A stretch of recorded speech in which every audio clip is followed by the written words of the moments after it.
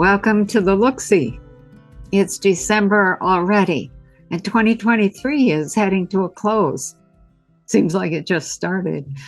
But this is a look at what's happening in our world, where we are going, and some of this may be stuff you've already heard about, but I wanted to make some comments on it.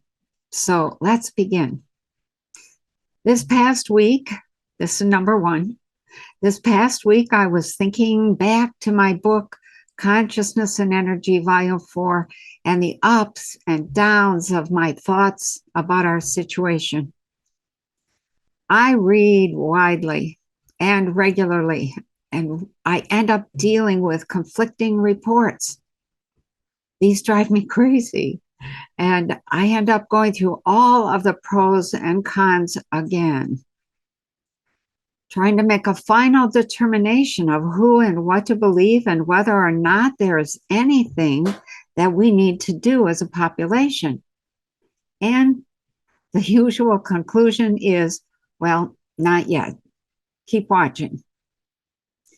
So this has been quite frustrating, but now we are getting some messages, some subtle and not so subtle, from many, many directions that indicate that the tide is slowly turning, or at least it looks that way. Benjamin Fulford, Patrick Byrne, the investigation into Fannie Willis in Georgia, events in the U.S. Congress, decisions in court that favor Donald Trump, at least a few, the doubt in Colorado that Trump can be kept off the 2024 election ballot, people in Argentina electing Javier Milei, the people in New Zealand electing Christopher Luxon, the election in the Netherlands of Geert Wilders, the riots in Ireland by people who have had enough, The Economist magazine printing figures that show Zelensky is seriously disliked by almost 70% of the people left in Ukraine, because there's hardly anybody left, indicating that Zelensky may be on his way out. The quiet reports that say Zelensky's top general, Valery Zaluzhny, is secretly negotiating with the Russians to bring an end to the Ukraine war. The political figures in Ukraine and elsewhere saying Russia has won the war, and it's all over but the shouting. So let's just continue to watch. Number 2. It's interesting to consider the problem of how to talk about Ukraine losing the war against Russia. No one wants to say the simple words, Ukraine is losing, or Ukraine lost. They have the same problem in kindergarten and in Little League. No one wants to admit that somebody failed or struck out or lost the game. Everyone pretends that it's of no consequence to lose or fail. I bet the people who have run from Ukraine, leaving behind home and family and favorite photos or pots and pans in order to save their lives, would be willing to say, yes, damn it, we lost. You have to be able to admit you're losing, or you won't be able to recognize when you're winning. You have to see that you failed, or you can't figure out what to change in order to succeed. The people of the U.S. have been hearing for decades that they were the greatest country in the world, that no one else had what we had. No other country was as advanced. Now we are like those 6-year-olds who got a diploma for graduating from kindergarten, or those Little League kids who got a trophy for losing. Where do you go from there? Wake up, people. Number 3. The people pushing the green agenda say they need trillions of dollars to get their programs running. They went to the China Belt and Road Party, hoping to come home with pledges totaling at least $100 billion to get things started. However, they came home with 500 million, a fraction of what they were hoping for. I think it was like 1/200th, I read somewhere. So my question is, why don't they just print the money that they need? Why come begging from us, the people, or from China? We don't have any money. They have all the money, and they control the money printing. Why not just print what they need and stop pretending to play this game? Number 4. Speaking of games, the states mentioned above who plan to be 100% green over the next 15 years are pretending that solar and wind can replace coal, natural gas, and nuclear energy. They talk with reverence about the capacity of solar and wind without ever mentioning the reality. And the reality is that solar only produces 25% of its capacity. At most, wind produces 34% of its capacity. Those green people also talk about lowering the price of utility bills. Oh yeah, if we go solar and wind, it's going to lower your costs. Well, a think tank in the Mackinac area of Michigan did a study and reported that the average monthly electric bill would be nearly double the current average. End quote. This green plan is also going to pull the rug out from under the big car producers. It will also kill the real estate market in those 25 states. Who's going to buy a house from anyone that hasn't made the transition to heating and cooling with solar or wind? I don't know, maybe they're trying to push everyone into a few locations in the very center of the country. So here's a map of the states saying they are going green. And it shows in green the states that have committed to 100% green energy by 2050. But that it's going to be a staged plan.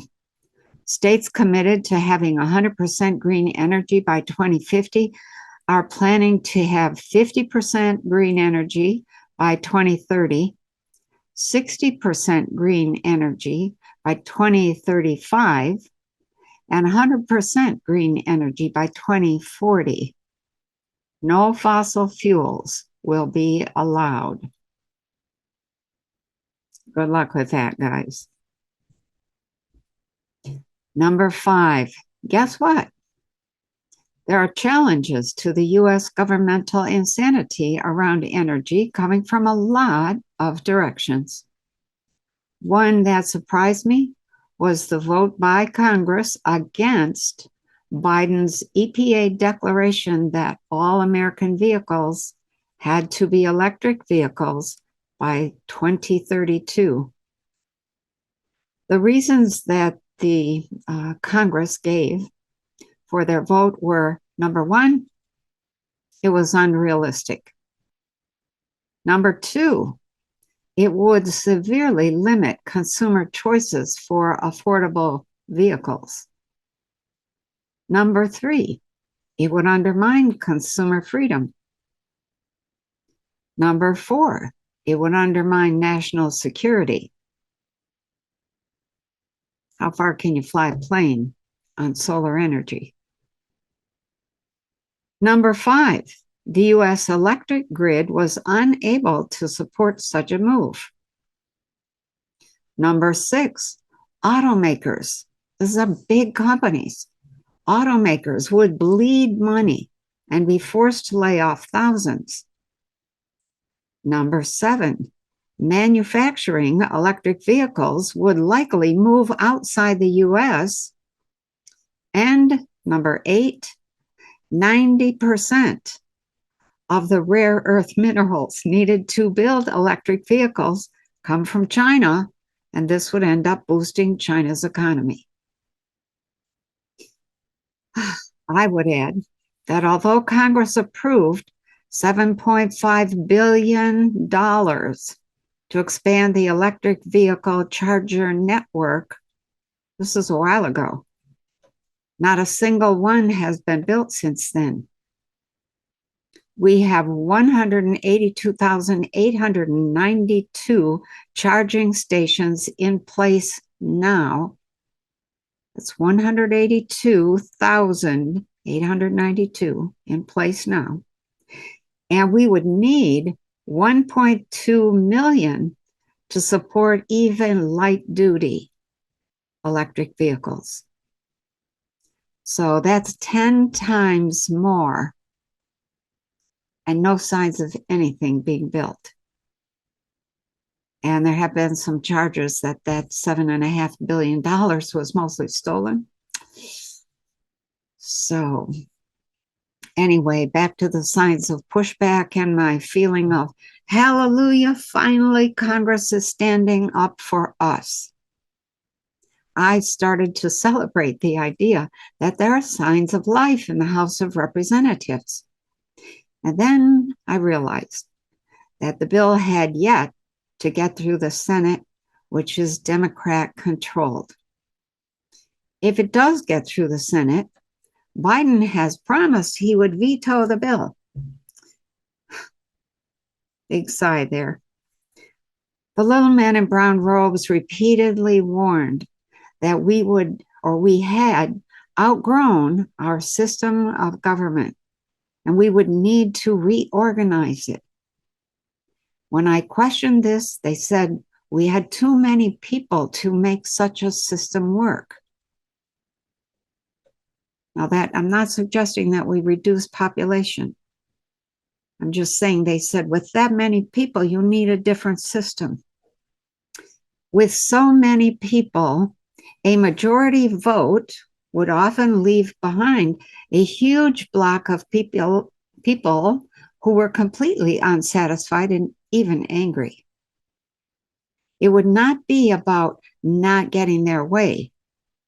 It would be about being unable to live in a way that honored the humanity of all and allowed everyone to move forward as a cohesive group.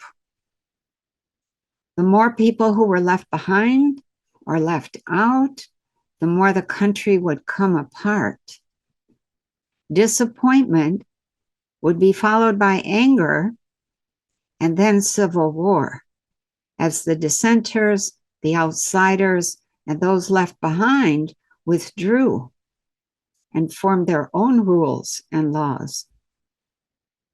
The robes suggested that we see the writing on the wall, skip the anger and fighting, and begin reorganizing in such a way that our Constitution would remain as the basis for the new groups and the new United States.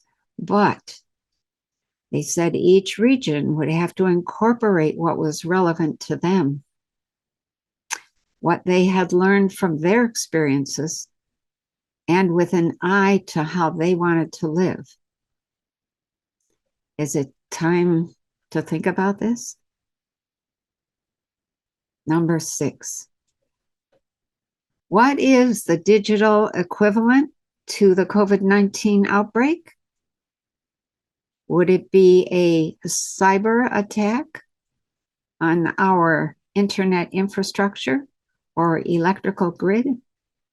A virus of another sort?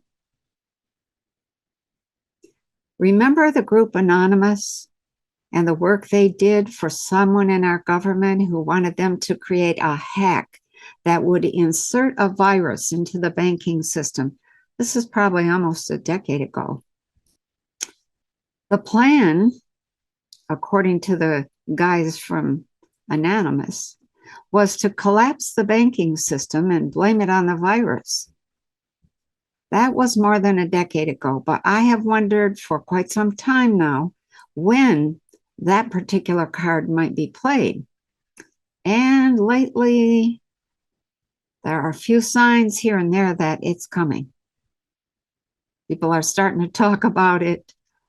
Um, they're starting to game it out. I've said this before, but I'll say it again. I hope you have copies of your property deed, your birth certificate, your car registration, family photos, your latest bank statements, and anything else you think is important. All of these documents are on computers in offices spread all across the land. It could be a real nuisance and a serious delay in certain kinds of transactions to be suddenly unable to prove who you are, what you own, and what the bank owes you if they ever get going again. Number 7. In thinking about my visits to fourth and fifth dimensions, I was realizing that they are much more stable than our third dimension, even though they seem far less thick and heavy duty. The third dimension is so heavily material and rigid. It's amazing when you see that difference. Within our reality, we have people, plants, and animals changing constantly, but the houses, the buildings, the machinery, the tools we create, the infrastructure, all of that is incredibly stiff and rigid. What do we do with them when we need to make changes? And then all this stuff just sits there. Their energy ends up interfering somewhat with the dynamic energy of our lives, holding us in patterns and ruts as rigid as the buildings and the equipment are. We usually end up going to war because some people want to bring change and others resist. So they fight and they blow it all up. And then they rebuild it using new ideas and new designs. So I'm wondering, can we come up with some other way to make changes, renew our infrastructure, and update our stuff?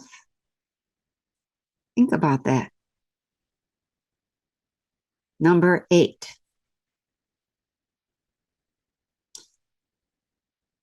This is an open letter to someone who is trying to get rid of a great number of people.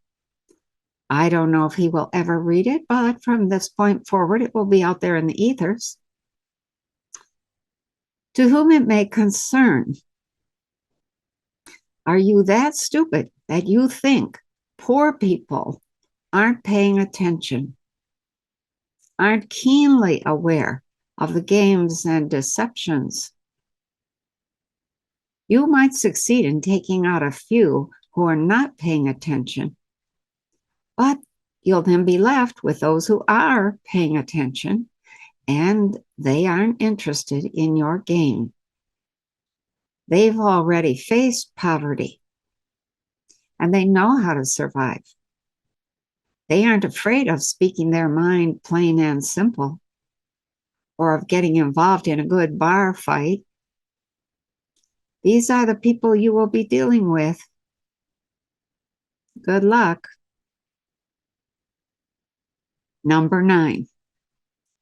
I have followed the Trump trial in New York and realized that once again, we are watching a life lesson unfolding just for us to drop our naivete. Judge Arthur Engoron et al. Are showing us what we have become so we can change where we're going as a population.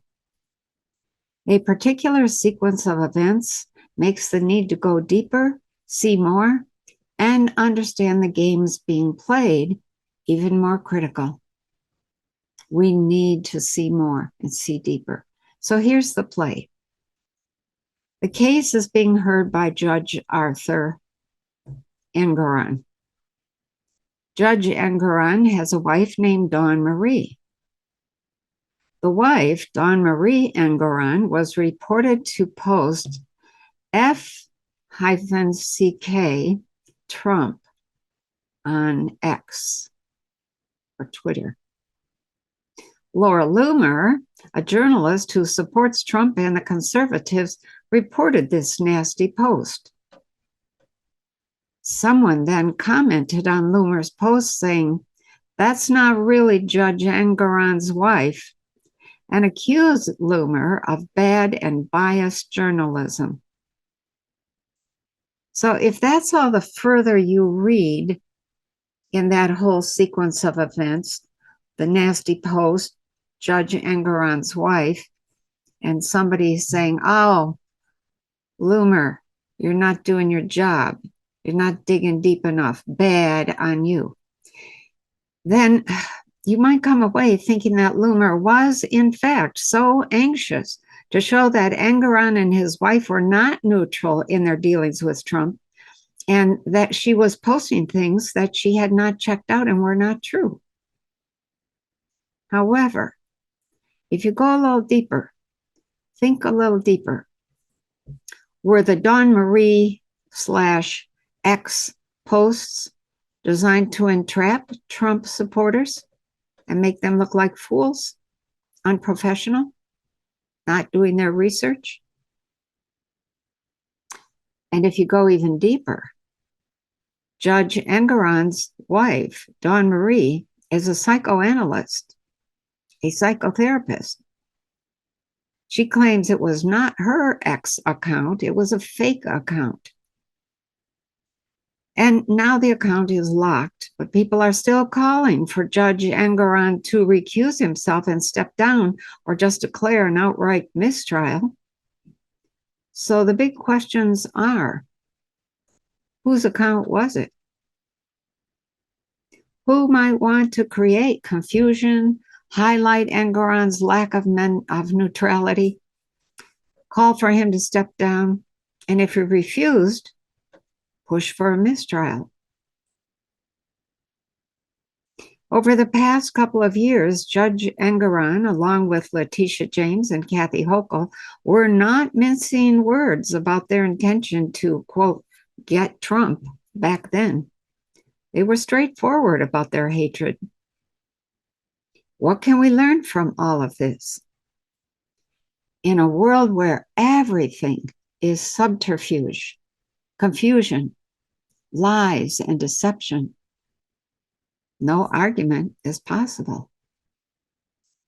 Sometimes the only option is to walk away, build a new world, and stop wasting energy trying to figure out the games of the old one.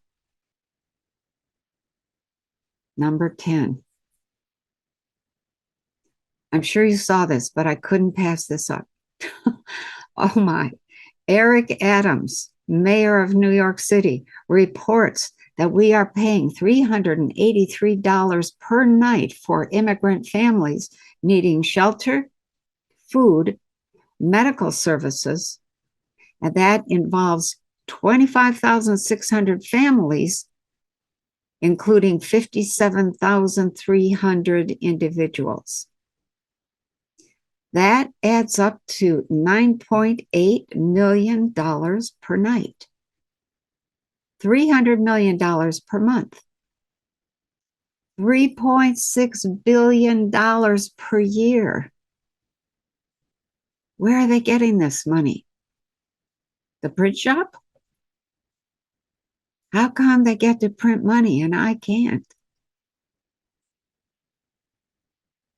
Number 11.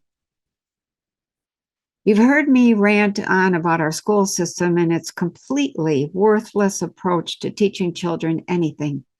Because when it comes to developing consciousness and the whole person, schools are criminally negligent. Now comes more news regarding education. A fine Chinese gentleman named Fred Hu, H-U, is both a member of the Chinese Communist Party and an executive of Spring Education Group. Spring Education owns 200 private schools, as well as the big online tutoring company called Tutor.com. They help students of all ages all across the country, and they're known for tutoring those who are preparing for the SAT and PSAT tests. They also have other education service companies that operate local campuses. In Manhattan, these schools are called Basis Independent Schools, and they're not limited to New York. The schools are all across the U.S.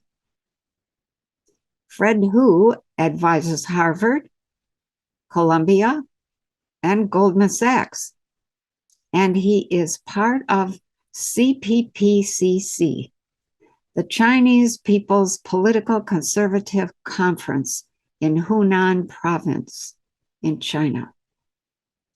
The CPPCC is the highest ranking political advisory body and a central part of the CCP. Its goal is to advance Chinese interests. Fred is also the founder and chairman of Primavera Capital, an investment firm that focuses on innovative industries. He once worked at the IMF and a whole list of other places too long to mention. He holds a master's degree in engineering and a PhD in economics. His interests are entrepreneurship, technological innovation, and international development. Need I say more? China owns 384,000 acres of farmland in the U.S. Then there are the private schools and online businesses mentioned above. Do you see where we are going? Number 12. We are now in the crucible of change, where discouraging pressures and alarming announcements come at us daily. People are staggering about, not knowing where to turn, if they should give up, run and hide, or start fighting. We are in the midst of a shift. The shift. The revolution in consciousness that was supposed to characterize the age of Aquarius. It was the shift that lots of folks believed would be sweet, would be wonderful, and it will be eventually, but maybe not so much during the actual transition, which is really a revolution in consciousness. Consciousness is the energy, the power that we use to shape our lives. We shape things one choice, one decision, one perception at a time. You've probably heard me say that there's no point in trying to change a world or civilization. The world and its civilization are the result of the consciousness of the people who inhabit that world. You have to change the people. We are in this world because this is what our consciousness is capable of creating. The problem is that only a few are creating consciously and on purpose. Who are those few? Well, at this point, they're mostly the deep state. The deep state has been working at changing consciousness for decades. They are using every tool in the toolbox, advertising to whet our appetites for more and more, money that substitutes for true power, news media without relevant news. They put out propaganda by the ton. They sell fashion and fads that fool so many into trying to keep up. But with what?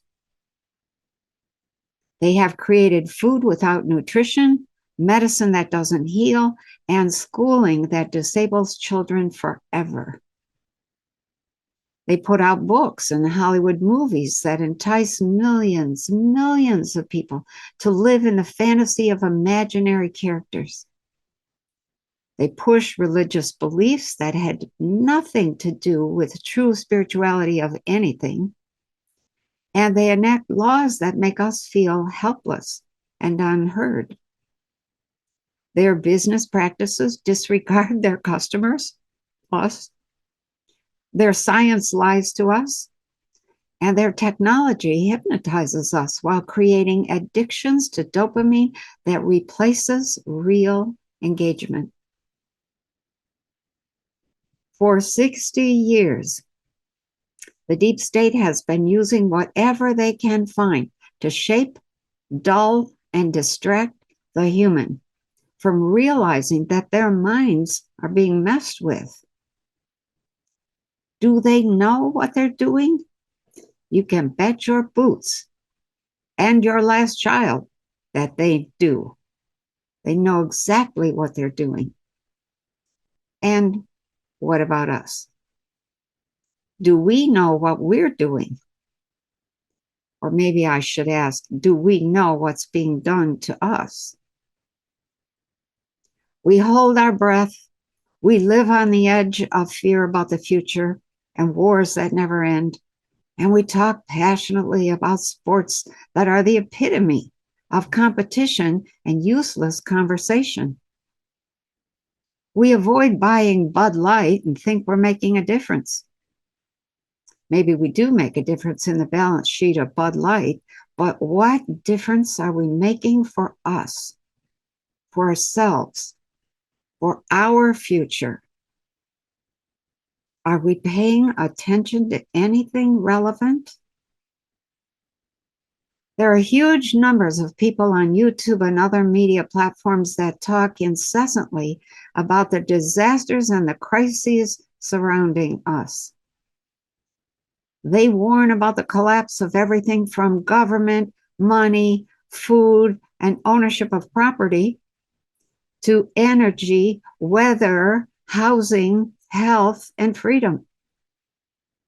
We are so used to being kept in a state of internal emergency and dopamine addiction that I doubt we will be able to stand it if the world were to quiet down and be nice. We are walking on the razor's edge of change. Where's the good news? Well, the good news is that a period of transition is usually short term. The good news is that to transition means to transit, to travel, or to change from one state or condition to another.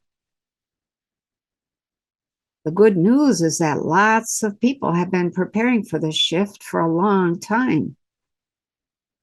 The good news is that as the old world crumbles, so will the consciousness that created it. And this gives those with the new consciousness a change to move things in a new direction. So what will be the biggest danger of this period? It won't be the deep state. It will be those who are unable to recognize the change from one state of being to another and the corresponding shift in consciousness. It will be those who have no vision of the life they would like to live. It will be those who try to drag the ideas, habits, and assumptions of the past into the future. It will be those who haven't prepared for comprehensive change in every area of life. A change of state, a change of condition is a change in everything. The big danger will be those who have no creativity, inventiveness, or sense of adventure. It will be those who do not know Mother Nature. It will be waiting for permission to change. It will be the inability to make the internal changes needed. And it will be the failure of those who have been waiting patiently for the change to realize that there will be no official announcement of the new world. You just have to step in and start rolling forward. Be on the alert for these dangers. As much as possible, be quiet about the changes you're making. And I will share a message I have received recently on a day when I was intensely worried about what I see coming.